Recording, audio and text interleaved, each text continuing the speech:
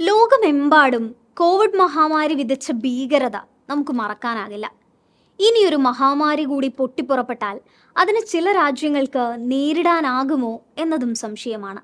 അത്രയേറെ പ്രശ്നങ്ങളും നഷ്ടങ്ങളുമാണ് കോവിഡ് മനുഷ്യരാശിക്ക് സമ്മാനിച്ചത്. എന്നാൽ അടുത്തൊരു മഹാമാരിയെ നേരിടേണ്ടി വരുമോ എന്ന ആശങ്കയിലാണ് ജപ്പാൻ. എന്തെന്നാൽ മനുഷ്യമാംസം ഭക്ഷിക്കുന്ന ബാക്ടീരിയയുടെ കേസുകൾ ജപ്പാനിൽ വർദ്ധിച്ചു വരുന്നതായാണ് റിപ്പോർട്ടുകൾ. ബാക്ടീരിയ മൂലമുണ്ടാകുന്ന പുതിയ രോഗം കോവിഡിന് സമാനമായതോ അതിൽ ഭീകരമായതോ ആയ അന്തരീക്ഷം സൃഷ്ടിക്കുമോ എന്ന ആശങ്കയാണ് ഉയർത്തുന്നത്. ജപ്പാനിൽ പടർന്ന പുതിയ രോഗം ലോകരാജ്യങ്ങൾക്കിടയിൽ ഭീതി നിലനിർത്തുകയാണ്. മാംസം ഭക്ഷിക്കുന്ന അപൂർവമായ ബാക്ടീരിയ മൂലമുണ്ടാകുന്ന സ്ട്രെപ്റ്റോകോക്കൽ ടോക്സിക് ഷോക്ക് സിൻഡ്രോം എന്ന രോഗമാണ് ഇപ്പോൾ ജപ്പാനെ സമ്മർദ്ദത്തിലാക്കിയിരിക്കുന്നത്. സ്ട്രെപ്റ്റോകോക്കൽ ടോക്സിക് ഷോക്ക് സിൻഡ്രോം എന്ന അണുബാധ മനുഷ്യ ശരീരത്തിൽ പ്രവേശിച്ച് 48 മണിക്കൂറിനുള്ളിൽ മാരകമാകുമെന്നാണ് പറയുന്നത്. മനുഷ്യ ടിഷ്യൂകളുടെ നാശത്തിനും അതിവേഗത്തിൽ അവയവങ്ങളുടെ പ്രവർത്തനങ്ങൾ നിലയ്ക്കുന്നതിനും ഈ മാംസം ഭക്ഷിക്കുന്ന ബാക്ടീരിയ കാരണമാകുന്നു. ഗ്രൂപ്പ് എ സ്ട്രെപ്റ്റോകോക്കൽ GAS ബാക്ടീരിയയാണ് സ്ട്രെപ്റ്റോകോക്കൽ ടോക്സിക് ഷോക്ക് സിൻഡ്രോമിന് കാരണമാകുന്നത്. മുറിവിലൂടെയും മറ്റുമാണ് ഈ ബാക്ടീരിയ ശരീരത്തിലേക്ക് പ്രവേശിക്കുക. ഒരാളിൽ നിന്ന് മറ്റൊരാളിലേക്ക് നേരിട്ട് പകരാനുള്ള സാധ്യതകൾ കുറവാണെങ്കിലും ബാക്ടീരിയ ശരീരത്തിൽ പ്രവേശിച്ചാൽ അത് മാരകമായേക്കും. ഇനി എങ്ങനെയാണ് സ്ട്രെപ്റ്റോകോക്കൽ ടോക്സിക് ഷോക്ക് സിൻഡ്രോം ഗുരുതരമാകുന്നതെന്ന് പരിശോധിക്കാം. രോഗം പിടിപെട്ട് കഴിഞ്ഞാൽ വളരെ പെട്ടെന്ന് ജീവനെടുക്കാൻ ശേഷിയുള്ള ഒന്നാണ് അപൂർവവും ഗുരുതരവുമായ ബാക്ടീരിയൽ അണുബാധയായ സ്ട്രെപ്റ്റോകോക്കൽ ടോക്സിക് ഷോക്ക് സിൻഡ്രോം.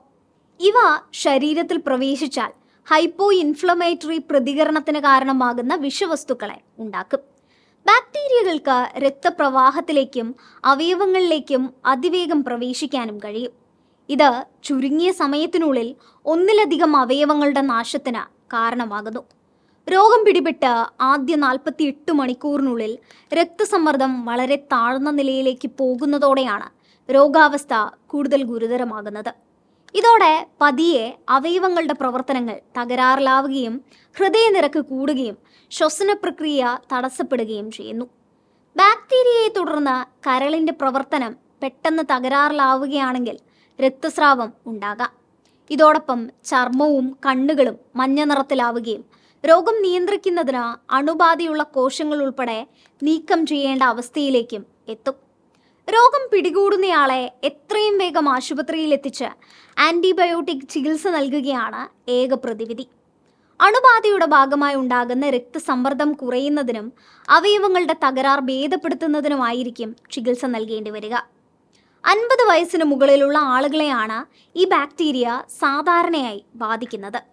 കഴിഞ്ഞ ജൂലൈ മുതൽ ഡിസംബർ വരെ രോഗം സ്ഥിരീകരിച്ച 50 വയസ്സിന് താഴെയുള്ള 65 പേരിൽ 21 പേരും മരണപ്പെട്ടതായാണ് റിപ്പോർട്ടുകൾ. ഭൂരിഭാഗം മരണങ്ങളും രോഗം പിടിപെട്ട് 48 മണിക്കൂറിനുള്ളിൽ സംഭവിക്കുന്നവയാണ്. മുറിവുകളിലൂടെയും മറ്റും രോഗം പിടിപെടുന്നതിനാൽ വ്യക്തി ശുചിത്വത്തിൻ്റെ ഉയർന്ന നിലവാരം പുലർത്താനും പുതിയ മുറിവുകൾ ഉണ്ടാകാതിരിക്കാൻ ആളുകളോട് ശ്രദ്ധിക്കാനും അധികൃതർ നിർദ്ദേശിച്ചിട്ടുണ്ട്. നാഷണൽ ഇൻസ്റ്റിറ്റ്യൂട്ട് ഓഫ് ഇൻഫെക്ഷ്യസ് ഡിസീസസിൻ്റെ കണക്കനുസരിച്ച് ഈ വർഷം ജൂൺ വരെ ജപ്പാനിൽ 977 കേസുകൾ റിപ്പോർട്ട് ചെയ്തിട്ടുണ്ടെന്നാണ് ബ്ലൂംബെർഗ് പറയുന്നത്.